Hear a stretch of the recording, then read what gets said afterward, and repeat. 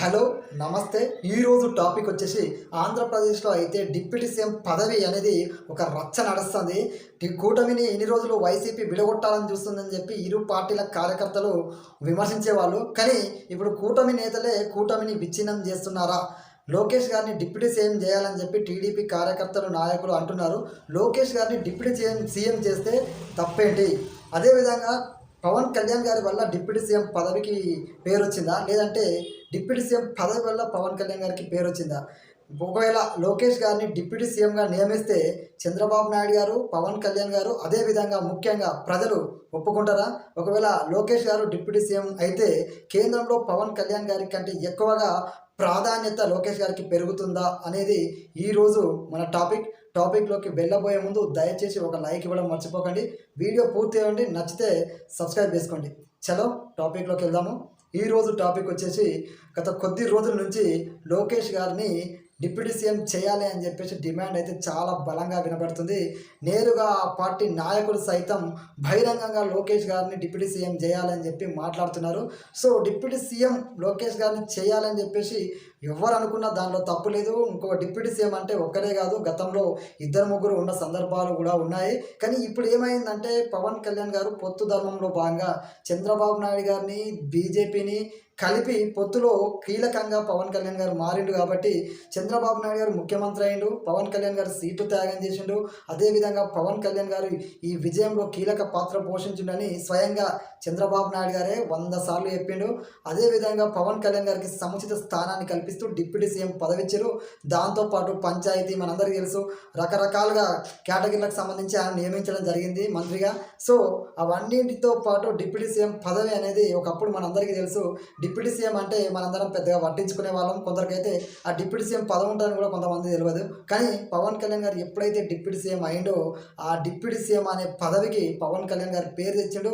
దీంట్లో అస్సలు డౌటే లేదు. ఎందుకంటే పవన్ కళ్యాణ్ గారు గెలిచిన పిఠాపురం నియోజకవర్గాన్ని అసలు అభిమానులు కానీ రెండు రాష్ట్రాల్లో తెలుగు ప్రజలందరూ పిఠాపురం తాలూకా అని చెప్పేసుకునే స్థాయికి ఆయన గెలిచిన నియోజకవర్గం వెళ్ళింది.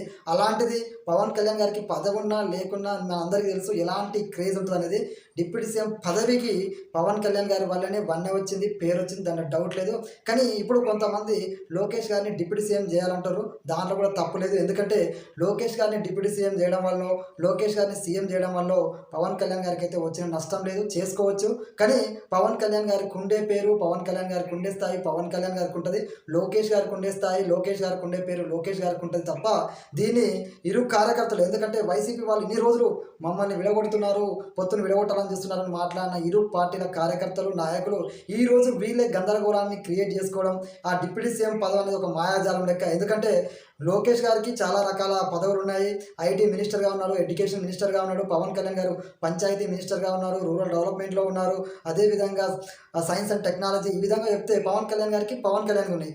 అదనంగా పవన్ కళ్యాణ్ గారికి డిప్యూటీ సీఎం అనే పదవి ఉంది. ఈ పదవి అనేది పవన్ కళ్యాణ్ గారు తీసుకున్నది కాదు, చంద్రబాబు నాయుడు గారు డిసైడ్ చేసి ఇచ్చిన పదవి అది ఆయనను గౌరవిస్తూ ఇచ్చిన పదవి అనేది గుర్తుపెట్టుకోవాలి. అంతేగాని వీళ్ళ పవర్స్ అనేది వాళ్ళకు ఉంటాయి.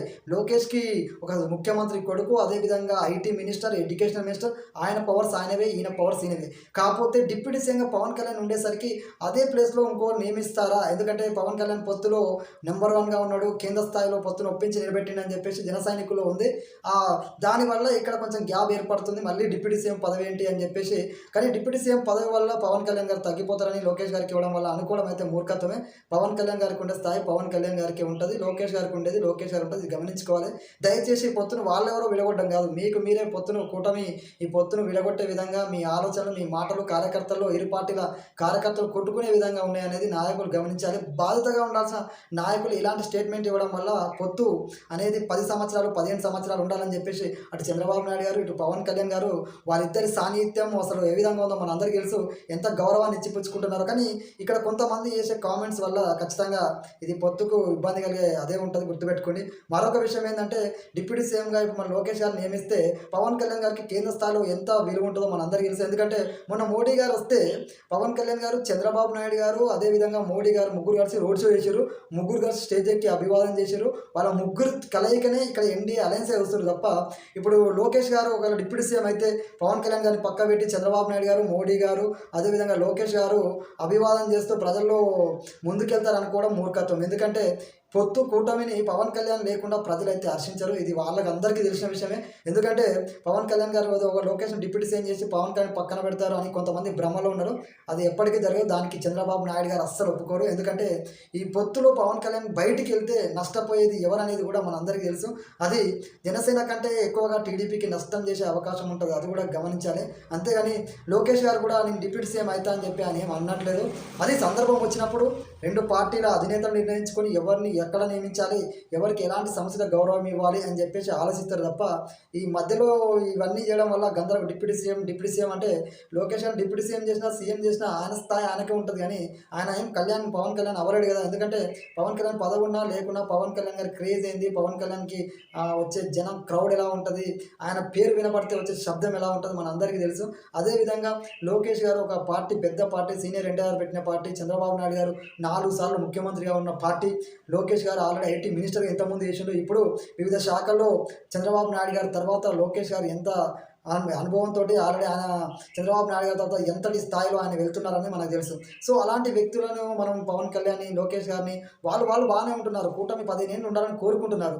కానీ పవన్ కళ్యాణ్ గారిని డిప్యూటీ సీఎం పదవిలో ఉన్నప్పుడు ఆ పదాన్ని తీసుకొచ్చి డిప్యూటీ సీఎం అనేది మాయాజాలం లెక్క ఈ మాట్లాడడం అనేది బంద్ చేస్తే బాగుంటుంది. ఇది కూటమికి మంచిది కాదు. ఎందుకంటే కార్యకర్తలు కొట్టుకొని పక్కనోడు చంపేయాల్సిన అవసరం లేదు, మనమే కొట్టుకొని చస్తాం అనే విధంగా ఈ తీరుంది. ఇది గమనించాలి. అటు చంద్రబాబు నాయుడు గారు కానీ, లోకేష్ గారు కానీ, ఇటు పవన్ కళ్యాణ్ గారు కానీ ఈ విషయాలన్నింటి గురించి పొత్తును ఎక్కువ కాలం ఉండాలని కోరుకుంటున్నారు. కాబట్టి అది ఆలోచించి ముందుకెళ్ళాలని కోరుకుంటున్నాను. ఎందుకంటే నేను ఎవరినో తగ్గించి ఎవరినో మనం ఎక్కువ పవన్ కళ్యాణ్ గారిని ఎక్కువ చేసి వాళ్ళిద్దరిని తిట్టే విధంగా ఇట్లా కాదు. కూటమి అన్నప్పుడు ఒక నాయకులను గౌరవించే విధంగా మన ఆలోచన ఉండాలి. వాళ్ళ అడుగుజాడలో మనం నడవాలి.